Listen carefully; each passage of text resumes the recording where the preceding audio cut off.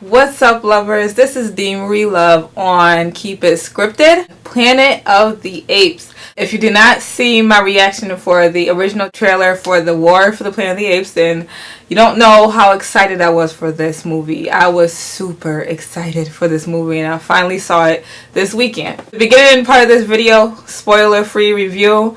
Later on, I will warn you when there's going to be spoilers, so if you don't want to continue further, then you won't. Okay, so War for the Planet of the Apes, in case somehow you don't know, is the third movie in the new Planet of the Apes series. First we had Rise of the Planet of the Apes, and it was Dawn of the Planet of the Apes. Now it's War for the Planet of the Apes.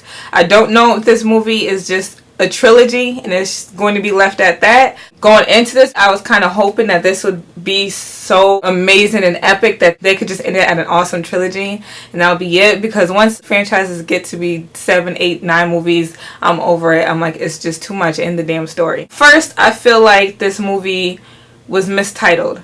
It shouldn't have been called War for the Planet of the Apes. It should have been called something that was more accurate to the content of the movie, because there's just not a whole lot of war that we see. Not enough to justify that title. There's a lot of emotional moments. Like I said, it's not just like action-packed battle scenes throughout the whole movie. It's a lot of heavy scenes, so it gets really tense, it gets really heavy and emotional, especially for someone like me who's super sensitive. I don't know if it's just me, but since the first movie, I'm just like Team Ape, and obviously if this is a real situation, it wouldn't be great if I was Team Ape, but in these movies, I'm like, humans are assholes, except for these select few. The way humans have treated this earth and how we've treated animals, I mean, the shit came back to bite us in the butt. The earth was taken from us after how horribly we've treated it. Wouldn't we have that coming? I mean, I don't know. You know, from the first movie that a virus took over and it was killing off mankind. In this movie, the virus is still a factor, but in a different way. So that was interesting. At first, I was like, I don't really get how this is possible, but it was an interesting spin on it. In past movies, we've seen a lot more humans, and now we're really getting down to the nitty gritty of Planet of the Apes, and is really truly becoming a Planet of Apes. So we see a lot less humans. It did get draggy at some point. There is points when you're like, something should be happening here. It's a lot of talking and a lot of long stares. It was great. It just could have been trimmed a little bit, or they could have added more battle scenes. Dawn to me was perfect in the way it was executed, because it had the intense emotional aspect, and it also, you know, explored the human-ape relationship, the negative and the positive of that, and it also had action battle scenes. And I have to say, Caesar is one of my favorite film characters in recent years. We've literally seen him grow from a little baby ape being raised by humans to this warrior, this leader, this hero, this badass. We definitely see a little bit of a change in Caesar's personality. He's gone through a lot. He's lived quite a life. We see this internal war that he's having with himself on how he wants to deal with the cards that he's been dealt. He's an ape, but he still has humanity in a sense, and I think it's because he was raised by humans and he's connected with humans that were, I guess you would say, good people. Caesar doesn't want to have to go to war and hurt humans, but I gotta survive, I gotta protect mine, I have to do what I have to do. But he's still merciful. There's an ape who kind of provides the comic relief in this movie, and you need him because this movie, like I said, is very heavy and intense and emotional, and that's Bad Ape.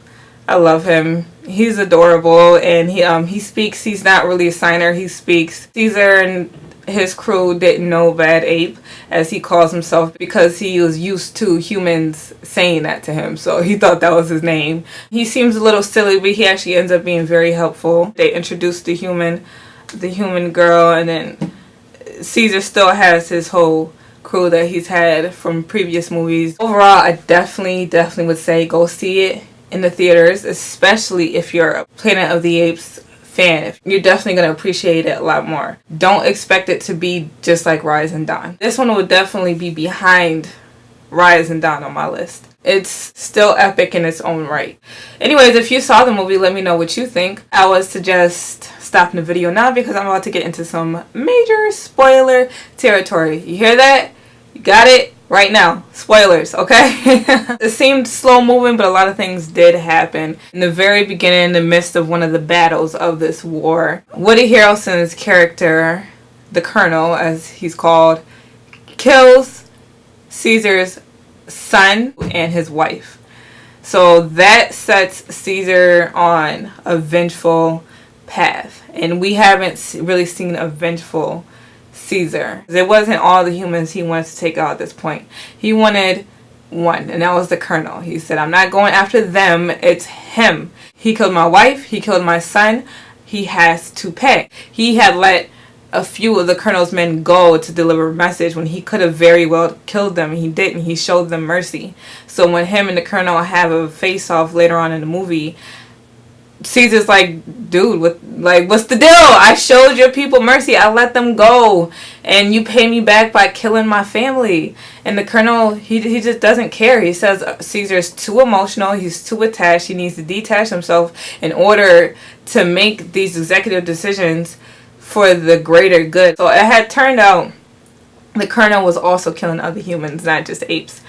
And this is because the virus that was once killing them all off has now mutated into something else. And it's no longer killing the survivors. It's making them primitive. So now humans can't speak.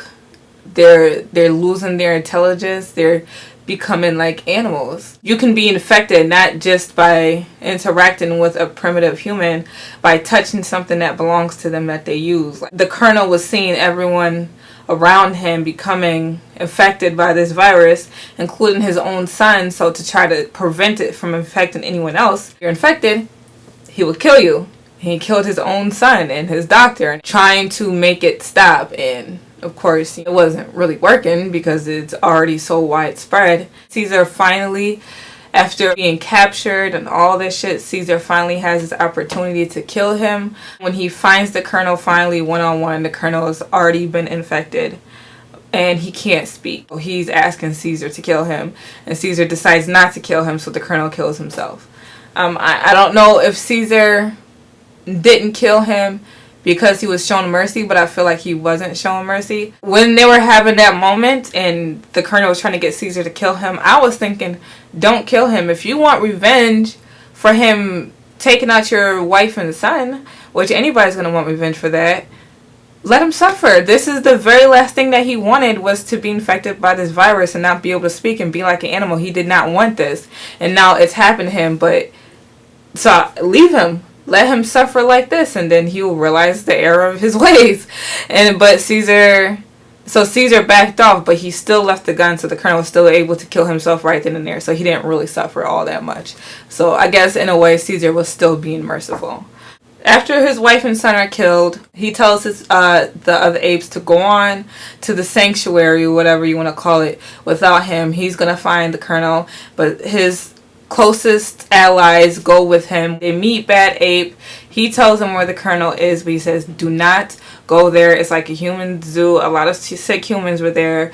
It's a bad place. Don't go. Of course, they don't listen because Caesar's determined at this point. And so they go, and Caesar's captured. And this was when it got really hard for me, because I see Caesar as such a leader and such a warrior, and he's like the king. He's like the king of the apes. So to see Caesar captured again and being forced to work against his will and not being fed and given water and things like that at the hands of the humans, that was very tough. His allies were able to work together and break not just him out, but the other apes that were captured, because there was a lot of apes that were captured. So that was obviously a triumphant moment. And then more humans come and the battle starts. They're dropping bombs on this base to wipe out these other humans, because the humans are also fighting each other. It's not just human versus ape, it's also human versus human. If humans are killing each other, apes are going to get caught in the crossfire, and that's what Caesar and his apes are trying to avoid. Some of them do get caught in the crossfire of this human battle, so they lose some of the apes, but most of them make it to the sanctuary where they can start over, start fresh, and hopefully live peacefully, but not for too long. I have made a prediction on my podcast, The Lounge, months ago when I had first seen the poster and the trailer for this movie, and I saw how old Caesar already was. I thought he might have died in Don, I was very, very happy that he didn't. But I definitely knew that he was not going to survive war. I just was hoping upon hope that he wouldn't die in the midst of battle. And I was so afraid of that. Like, he was going to try to have a hero moment and get taken out before then. And thank God that didn't happen. It wasn't until the very end. So Caesar is injured during his escape. One of the humans that he had previously let go when he could have killed them, one of them tries to kill Caesar. He hits him with the arrow. He's going to shoot him. But he's rescued by an ape that had previously been on the side of the humans. Caesar is dying, but he manages to make it to the sanctuary. Maurice is right by his side. He sees what he's done and that he's freed his people.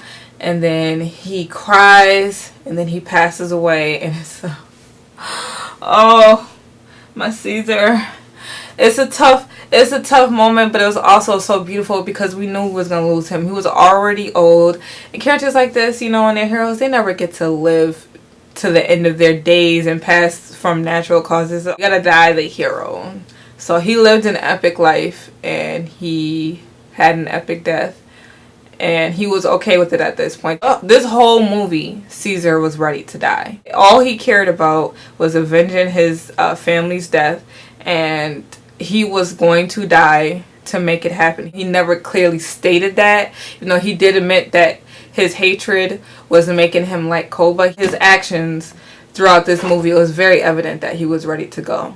But he was going to get to the colonel first. So he got that, and he was also able to set his people free, which was what it was all about. That's what it's been all about for the past 2 movies. Of course, I wish he could have lived longer and continue to live for his remaining family and lead, and then pass away just of old age. But it just doesn't always happen like that, and he fulfilled his purpose. Now, if they make more movies and ruin it and have like the humans come and destroy the sanctuary that the apes are in now, then that's going to suck because it's going to feel like he died in vain. So hopefully they get like 100 years of peace, but I just don't feel like that's going to happen. But as of right now, we can pretend that's what's going to happen. So Caesar's gone. His youngest son is still alive, and Lake is still alive. Maurice is still alive. I wonder, I don't know if they're going to make another one or not. It's just not going to be the same without him. But if you've seen the movie, please tell me what you thought. Was it what you expected? Were you misled by the title as well? What did you like? What didn't you like? Let me know. I highly suggest this movie, especially for people who are already fans of the past 2. Go watch it. You're going to want to see what happens to all of these characters. So please hit that subscribe button. Please give this video a thumbs up. And you can follow me on my social media, which you can also find in the description box. Thank you so much for watching. This is Dee Marie Love on Keep It Scripted. Bye-bye.